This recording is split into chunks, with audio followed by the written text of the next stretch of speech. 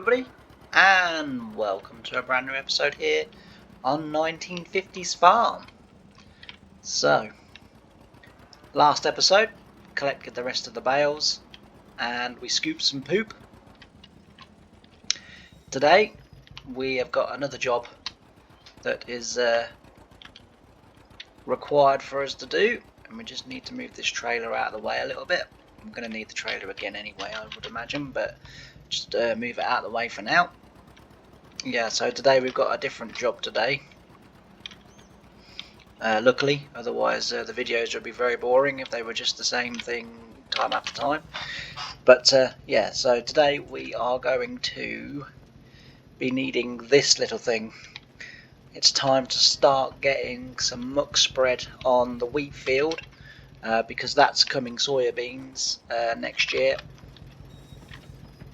And we need to start getting the muck spread on there, and that's sort of why it's really important that we keep up with the straw and the food of the cows. Not only do I want them producing maximum milk, I also want them producing maximum poo. Sorry. So yeah, very important that we keep that up. But as I say, today we have got to go and do some spreading down there on the funny little bit. Probably will be reshaping that with the plough come the winter time, so it may well be that that part of the field doesn't get no poo spread on it, but the other part that is currently filled will. But that little bit that we're going to add and plough in, I'll show you when we get there. You saw it in the video that I was raking the straw away from the sides, or trying to get them raking them back near the field. But yeah, I will show you that really quickly. And then, as I say, we need to get on. Apologise if you heard a strange noise then. That was the the curtain being shut, as I can't see my screen. So very professional here, you know. And yeah, so we'll go over there, we'll check that out, and we'll have a look at that, and then as I say, this video we will be getting on with some poo spreading and or muck spreading, I suppose, as its proper name. Why is that not? There we go. I was going to say, why is that not digging? Yeah. So anyway, that's the plan. Just very before we get the video going and before we get up and running, I just want to say again, and I know I say this in a lot of videos, but I do genuinely mean it, and it does genuinely mean a lot, because when I sort of set out on this YouTube adventure seriously a few sort of in January, I think it was, or the end of January, as I've said before, I dabbled a little bit last year, but life got in the way, and then some unexpected things happened this year that I really didn't foresee, and it just means that I've now sort of kind of got the time to do these videos. But as I always say, the support and everything that I've been getting since I've been doing these videos sort of more seriously and on a more consistent basis has been unbelievable, and honestly I can't thank everyone enough. And I just again wanted to reiterate that by saying a massive thank you to everyone that has that likes and comments on these videos and that are subscribed on them. It really is okay, why are you doing that? The hitch on this tractor is not that good. It is a bit low, and I think that means that things catch the ground. But yeah, anyway, that's nothing to do with what I was telling you. Just wanted, as I say, to say a massive thank you, and as I say, all the comments that people are liking the history that I try and provide. I mean, I'm not a historian, and coming from Britain, everything that I've been able to tell you so far on this series, I've obviously read from the internet. I've never visited the state of Ohio. I'd love to. Don't get me wrong, but as I would love to visit America in general. I think it always looks an amazing place. This tractor is going to have to go into the workshop. I can't have that.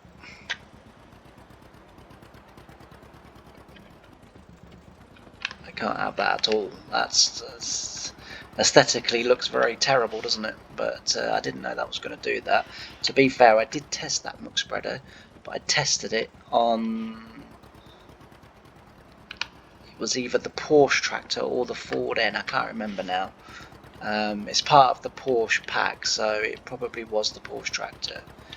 But yeah, so as I say, like the support and everything, and the history that I've got,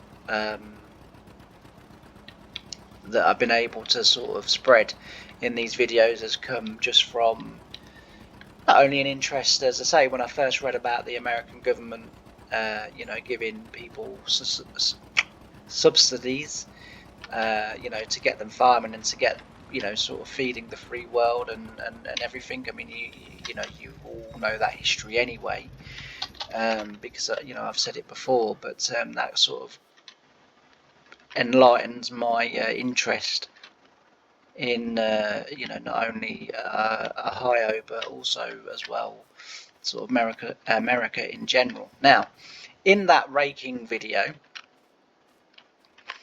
I said rather dumbly at the time that the reason this river may, or drain we'll call it, because again it's a bit of a push to call it a river, this drain originally came this way was maybe because the Roman settlement had cut it through this way in order to feed animal steads. Not only probably did it provide animals with water, it probably would have provided themselves with water. I don't know, but my history on the Romans is not very good. But it looks as if the way it sort of meanders this bit, that it was once part of the river, as you can see, and it goes all the way up there and then it ends there. And it's a fair assumption that I made that it may well have been the river, and it could have been the Romans or the Native Americans or whatever. Now, it more likely was, if that was indeed what happened here, the Native Americans that did it, but also the Indians, and maybe even the British that acquired the land and territory of, or the Northwest Territory that later became known as Ohio. It could even have been the British that did it, because they took the land off, if I remember correctly with what I read, off the French fur trade that was in the, I think it was the late 1600s, early 1700s, late 1500s to early 1600s. And then later, obviously America managed to get the Northwest Territory back. But the link to the Romans, that at the time seemed preposterous, really, but I have since found out may not be so preposterous, is this. So, northwest, or north of the River Ohio, was a place called now then, let me just get this right, because I don't want to get this wrong. Los Anteville. And the Northwest Territory, known as Ohio today, was governed by an Arthur St. Clair, and he didn't like the name of Los Anteville, north of the River Ohio. Honestly, I really do apologise with my pronunciations of your beautiful American towns and cities. For all of the people from America that do watch and listen to these, because my demographic on YouTube says that there is quite a lot. Yeah, he didn't like the name, and he set about casting and searching for a new name. And whilst casting and searching for a new name, his thoughts turned to the Society of Cincinnati, the Society of Cincinnati, which was an organization of veterans from the American War of Independence, of which he was a member. The society itself had taken its name from a hero of the Roman Republic. So this is where your link to the Romans comes in. It's funny how that kind of worked, but yeah, the Roman Republic. And his name, or what he was referred to in the Roman Republic of Cincinnatus, he had turned his back on the Roman Empire and his peaceful life as a farmer, and had instead gone to serve his state. This reminded Arthur and all of his veteran friends of their first president, George Washington. So the new town north of the Ohio River became the state of Cincinnati. In regards to George Washington and his career, and turning his back on his peaceful life to serve his state, and the Roman Republic figure of Cincinnatus. So there. That is some history for you, and a link to the Roman link that I made a couple of videos ago. But anyway, right, I've rattled on and waffled way too much. Why are we not moving? We are now. I am going to get this spread. This is going to take an enormously long time, just this bit alone. So most of it will be done off camera again, but for now I'm going to leave you with some lovely music, and you can enjoy me spreading my all over this field. So I'll see you in a little while. Bye for now.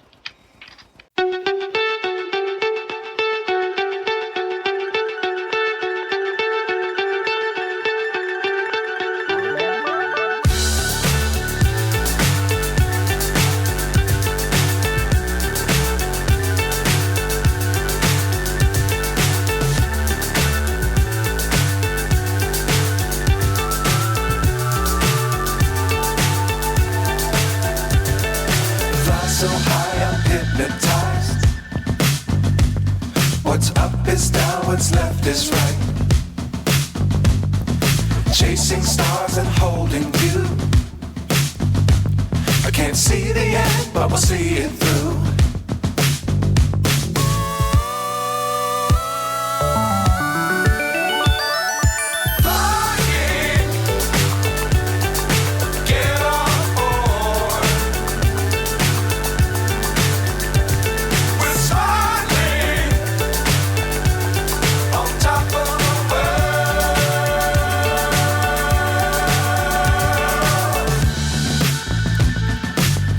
Times don't fly too high.